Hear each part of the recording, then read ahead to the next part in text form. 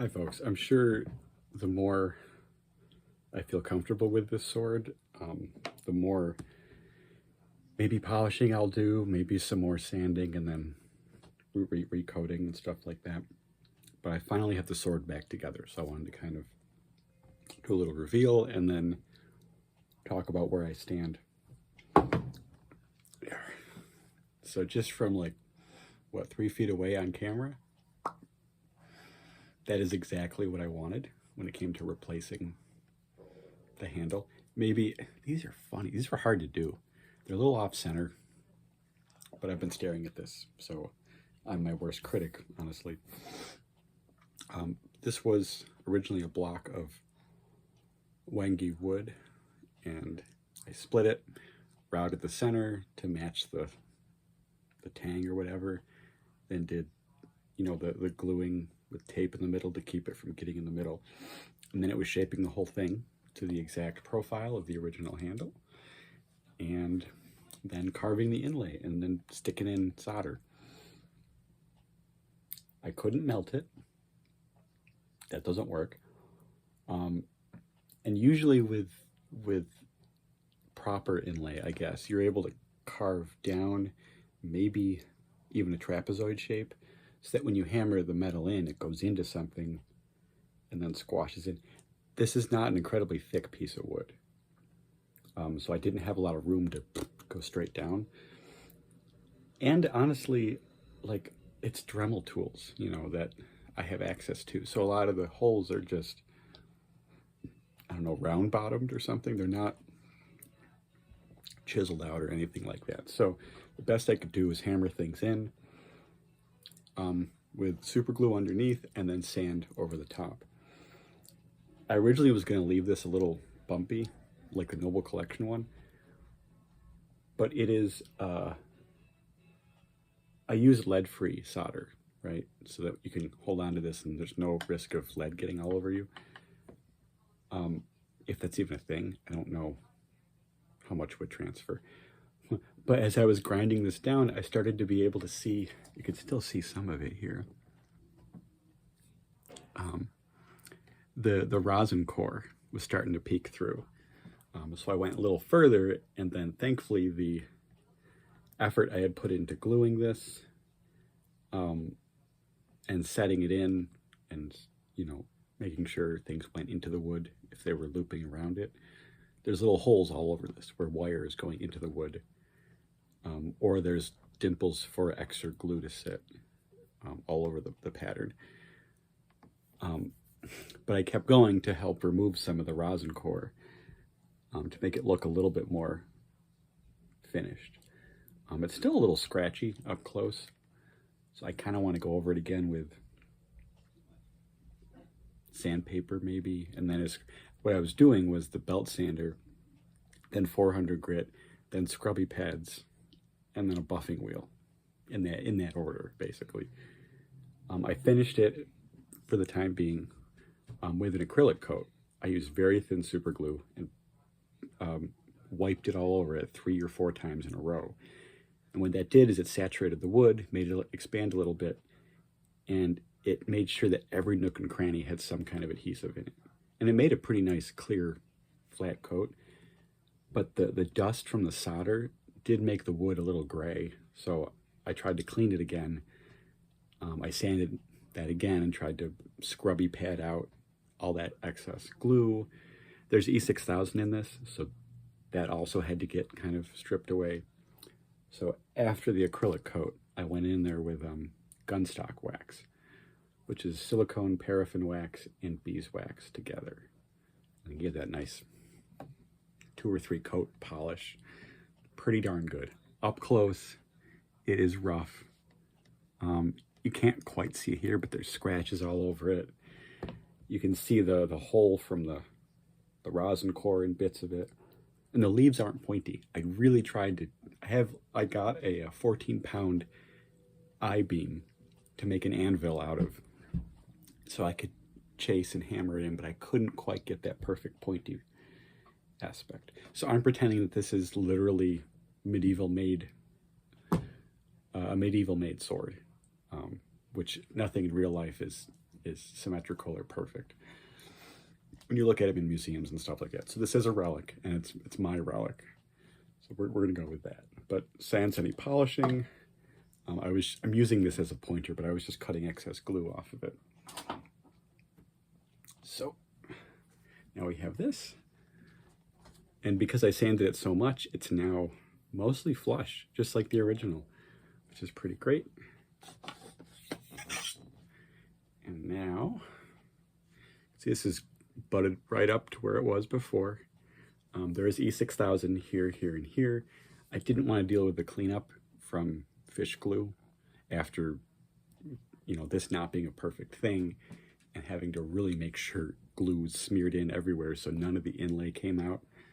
I did have to do a few repairs. One is right there, which that's all metal and glue now, but for what it's worth. The other one, it's cool that I can't see it actually. It's right up here. This whole thing came out and I had to redo it and hammer it back together and glue it back together. But for replacement handle, this is pretty awesome. I'm going to keep polishing it or whatever. But the E6000 is not going anywhere. And this had maybe 6 seconds of hammer wrench to get the nut off. I only did 4 getting it back on. You know. But because that is locked into place, it pushed everything forwards the way it was originally. So now this is all stuck on and not going anywhere. The pommel's just glued on, so you can technically just spin it without the glue. So I made sure to fill this with glue just like the original, or just like it was when I took it apart, and then squish into place and hold it there and make sure it didn't move while it cured. This is a little off center now that I think about it. Great. It's fine though, it's handmade. This was interesting. I originally thought there was 1 spiral going around, and there's 2 because they start here, and when that goes around, it goes to this one and then to this one. So this is actually from there. So these are doubles. It's a double spiral, and each of them ends at the, oh my god, at the pommel, right? So I was kind of trying to coil this around. I carved it freehand with a Dremel, so I'm not surprised that this is not. That's only like technically 2 millimeters off, 2.5. So I'm not surprised that that's a little. They're identically off though, so I must have done some symmetry. Yeah, some of these are wobbly. I wish I could have done it better, but again, with the tools that I had, this was a huge undertaking for me. So there we have it, and this is number 2338 of 3000. And none of that got damaged. I didn't coat the blade or anything while I was working on it, so I was really hoping that I didn't mess that up. Yeah, but I could always put more glue where I need to. I could always unscrew it again if I need to do that, but I don't think I will. This, I'm going to hit it with a scrubby pad again and then do probably more gunstock wax if I need to. I don't know if I'll need more acrylic. I don't think so. It's not perfect. This is still scratched up. This is still a little scratchy. I have to kind of buff that down again, but the major overhaul parts are finished.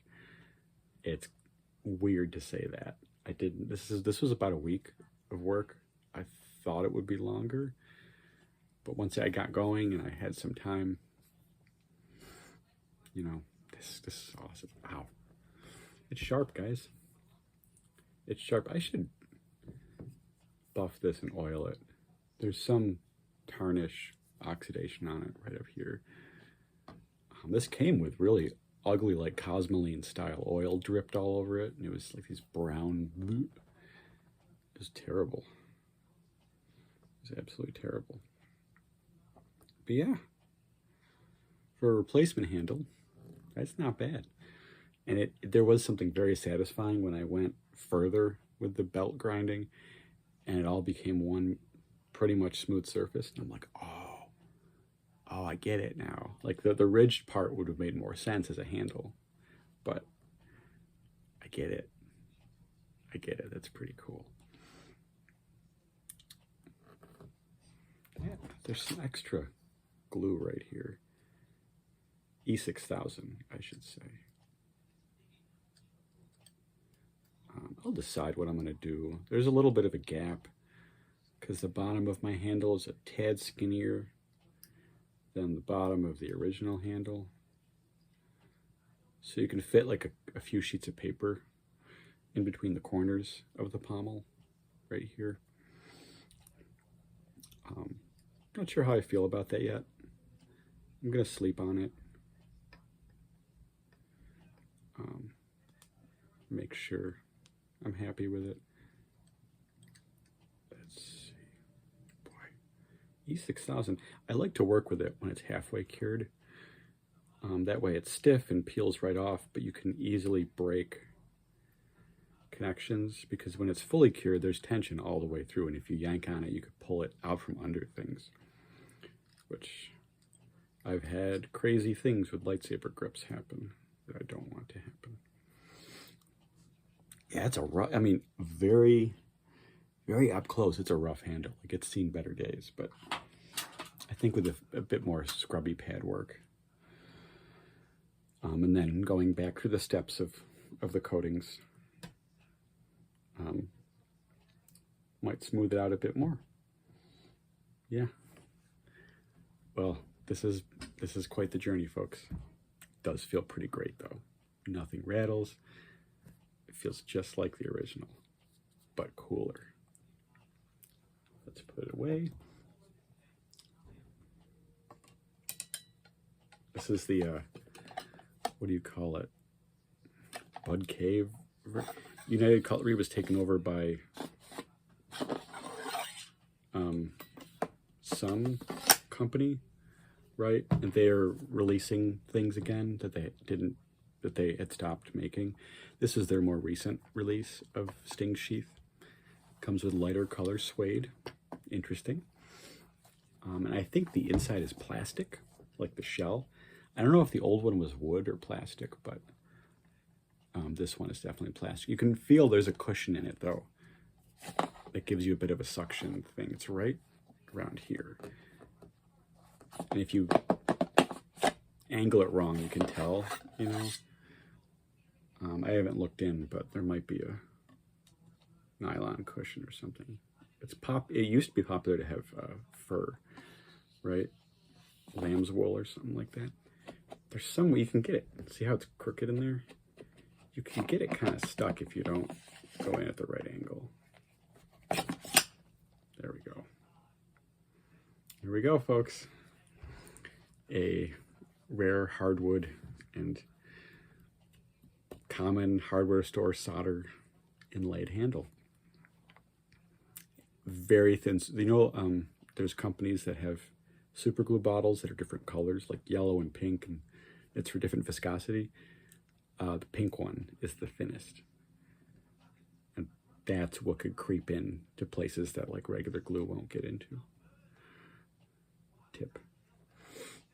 I don't know. I'm going to sleep on this and see how I feel in the morning. Or in a few days' time. Is that all I wanted to say?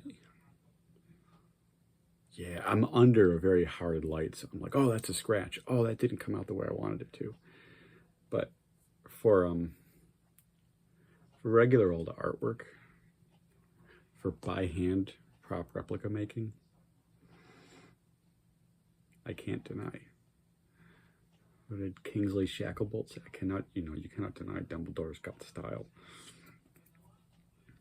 I can't deny. Yeah, there is some interesting gray patches, which are either E6000 or it's, I think it's a mixture of that and